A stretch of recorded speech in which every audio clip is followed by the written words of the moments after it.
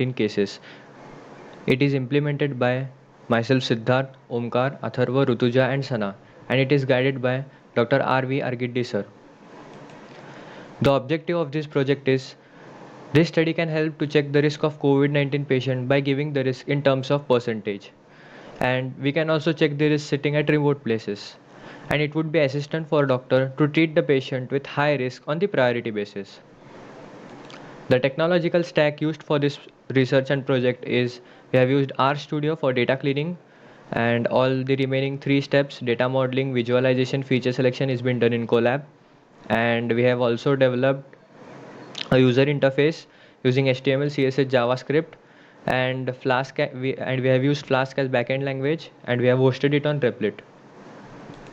So moving towards execution, step 1 would be data cleaning, step 2 would be visualizations, step 3 would be feature engineering, step 4 would be data modeling. So moving to step 1.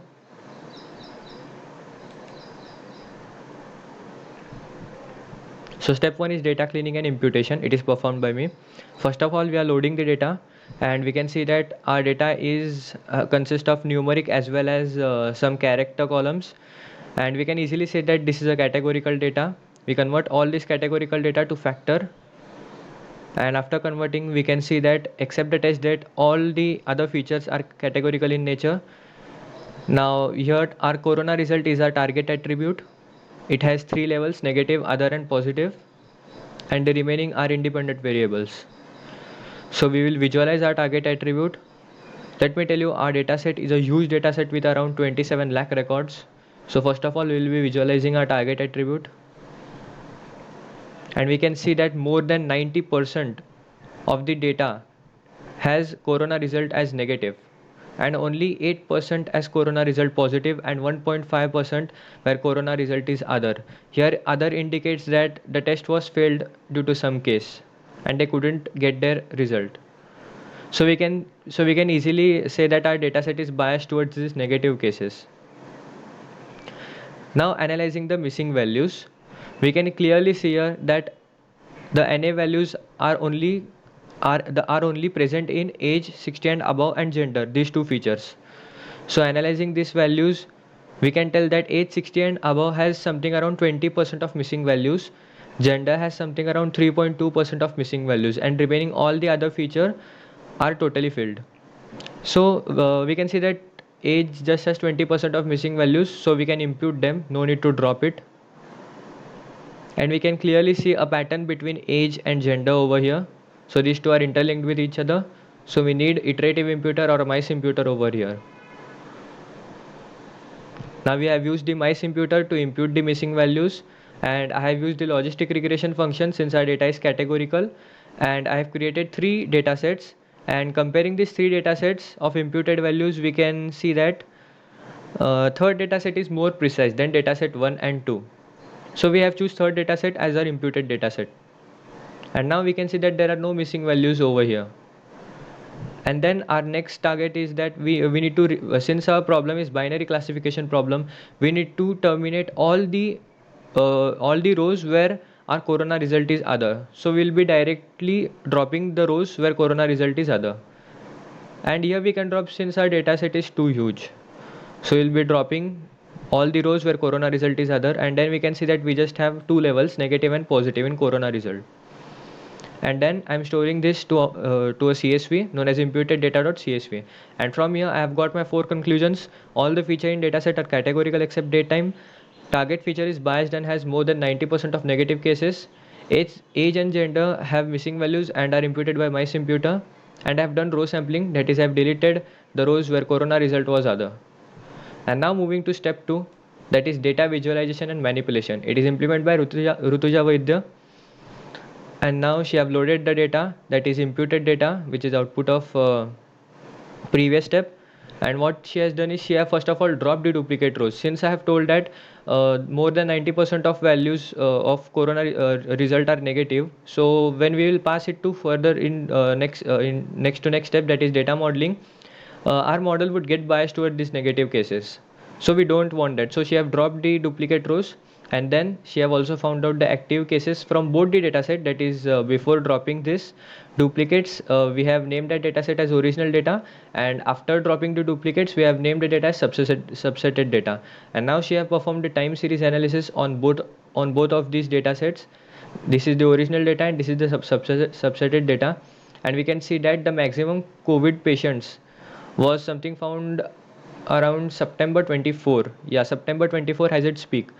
That is in September month we have Israel had huge COVID positive patients, and after even removing the duplicates we can still see that September is still having more COVID cases in September month.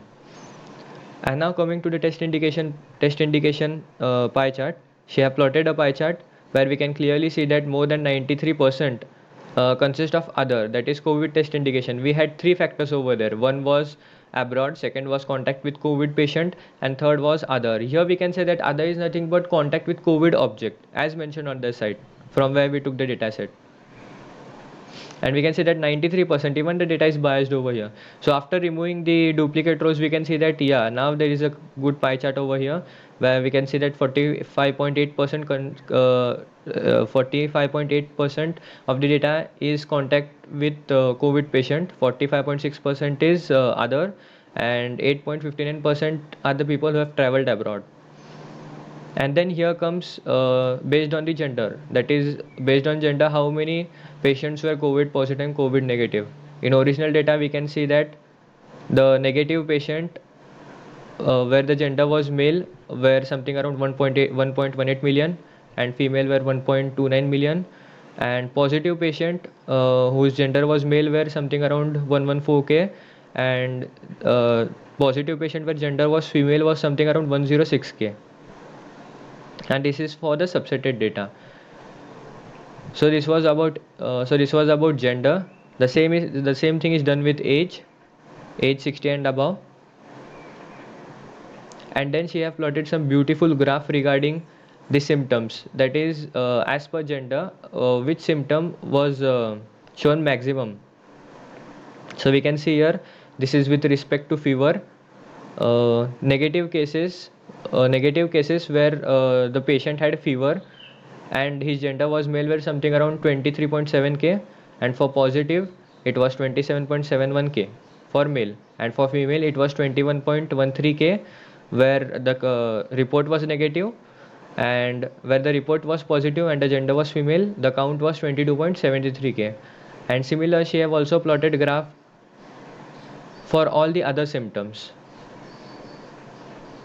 shortness of breath, headache. And then comes the data manipulation part. And here in this step what we have done, that we have splitted the date time. Since our date time consists of year, month and day, we have splitted it into separate columns for further analysis. And we have also performed some encoding techniques over here. We have encoded uh, the data with two levels, like corona result. We have encoded negative as 0, positive as 1, age 60 and above, no as 0, yes as 1, similar. And for gender, male as 0, female as 1. And for test indication, we have what we have done is we have used the one hot encoding technique, and we have splitted this test indication since it had three important levels. And the three important levels are contact with COVID object, contact with COVID patient, and abroad. And so this is, you can see that this is a look of our manipulated data. We have total 12 independent feature, and 13th is our target variable. And now this is the month-wise active cases report. In original data we can see that yeah, as we have seen in time series analysis graph, September month had most amount of COVID positive patients, and we can see that 39.2% out of 100% is been allocated to September month over here. Even after removing the duplicates, yeah, we still have September at the top peak. Just we have used this subsetted data for modeling purpose, but the original where the visuals are important is this original data visuals. And then what we have done, we have saved this manipulated data we have saved this manipulated data frame to a CSV known as manipulated data.csv. And from this IPYNB we had four conclusions. There are 26,58,462 duplicate rows in original data. That's a huge amount, so we need to drop the duplicates. so that the model won't get biased towards negative cases. And then we have compared the time series graph of original versus subsetted data, and we have shown that there are similarities in the both, and even we can say that our data is not synthetic, it's real data. And visualized, we have also visualized on this, we visualized the symptoms on both the data sets. Also the maximum COVID patients were found in September month. So moving to next step, the next step is feature engineering or feature selection part. It is done by Atharva Chaudhary. He have imported the data MP data visualization or manipulated data.csv from the which was output of previous IPYNB. And what we have done that we have eliminated the year, month, day over here before having the feature selection, because we are going to predict the risk in terms of probability or percentage, and the attributes which we need are majorly the symptoms, his age, gender, and all the three test indication that were abroad, contact with object, and contact with COVID patient. So we are dropping this year, month, and day. And we, as we know that year just has our data is wholly is completely of 2020. So we are dropping this year, month, and day. And he have applied the chi-square test here for feature selection. This is the formula for chi-square function. And what chi-square test has done, chi-square test has, this is the function for chi-square test. We have used the SkyPy over here, and we have imported chi2 underscore contingency, and it is used for feature selection technique, that is chi-square method. And after that, after applying the feature selection, chi-square has told that gender was the only attribute which was deemed to be unimportant, whereas remaining all the 8 attributes were important and were contributing towards the risk factor. So what we have done, we have removed the gender from here, from this our data frame, and we have again stored this output to a CSV known as fs underscore data.csv. And from this IPYNB we have two conclusions. Since our data was categorical, we have used chi-square test for feature selection, and after performing chi-square test, non-important feature which was stated was gender. Moving to the next and final step, that is data modeling, the most important part. It was performed by Sana Sheikh and Omkar Patil. We have loaded the data from fs underscore data.csv, which was output of previous IPYNB. And yeah, we just have 9 features over here. One is cough, then fever, sore throat, shortness of breath, headache. These 5 are the symptoms. Then next is age 60 and above, and then comes the abroad and contact with COVID object, contact with COVID patient, and our target variable, that is corona result. So what we have done, we have splitted our data into 70-30 split, and after splitting our data into 70-30 split, uh, we have imported the scikit-learn for doing this data modeling. And this is the evaluation metric function. In evaluation metrics, we are going to evaluate our model based on 4 parameters. One is specificity, one is recall, one is precision, and one is accuracy. The first model which we implemented was logistic regression. We haven't done any hypertuning over here. In any model, we haven't done any type of hypertuning. So in logistic regression, we can see this is the confusion matrix, and from confusion matrix we have got these 4 values over here. We will be seeing it later. And this is the graph of feature importance of logistic regression. Moving to naive Bayes, we have imported the Gaussian NB from scikit-learn, and we have implemented the Gaussian naive Bayes over here. And this is its confusion matrix, and these are the 4 values. And this is the feature importance graph or permutation importance graph for naive Bayes. And then comes the random forest model, random forest classifier. We have imported the random forest classifier, and we have got the following confusion matrix, and with all the 4 evaluation parameters. And then our fourth and last model, that is XGBoost. We have used the XGBoost classifier. Here we have done some sort of hypertuning. We have kept the max depth to 3, and we have used objective as logistic, binary logistic, and evaluation metric as log loss over here. And generally, since our data is categorical and we have target feature with 2 levels, we have used objective as binary logistic over here, and we haven't kept max depth. By default maximum depth is 6, but if we keep max depth more than 3 to 4 over here, then the model would have high bias over there. So we have kept the maximum depth as 3. so our model won't get overfitted. And evaluation metric is log loss over here. And this is the confusion matrix, and these are the four evaluation metrics. And this is the feature importance graph. We can see that abroad is given the highest priority over here.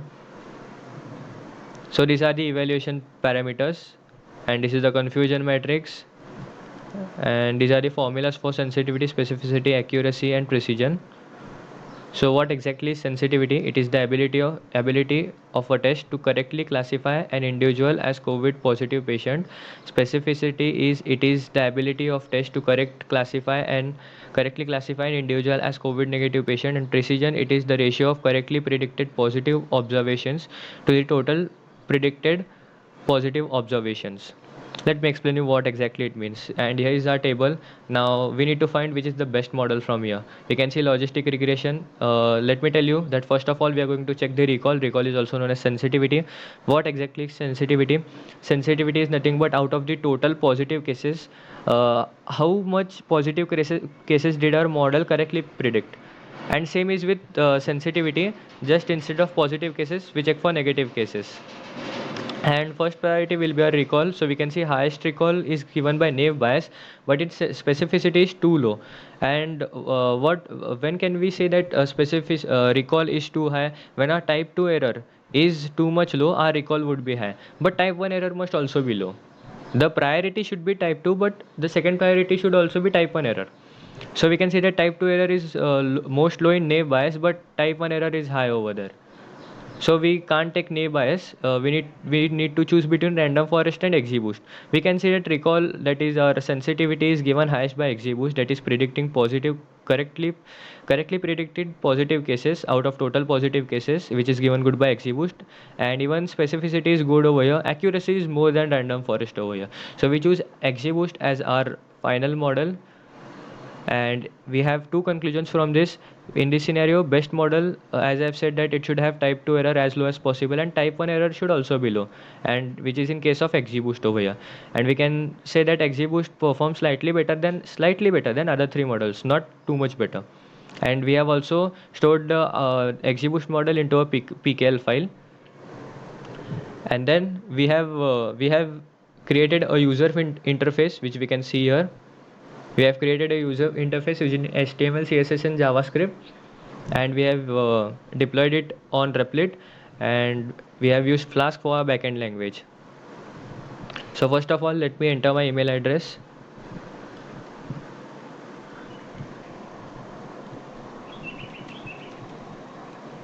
I'm selecting my gender as male, and age, yes, I'm telling that I'm greater than 60. I have cough, fever, shortness of breath, headache. I have traveled to abroad, and I was in contact with COVID object, but I was not in contact with COVID patient. So let's see what our model predicts. Our model said that yes, you have 90%, 94% of the risk. What we have done, we have given all the values as yes, just contact with COVID patient was no. So I'm closing this, and yes, the report have been sent to my mail.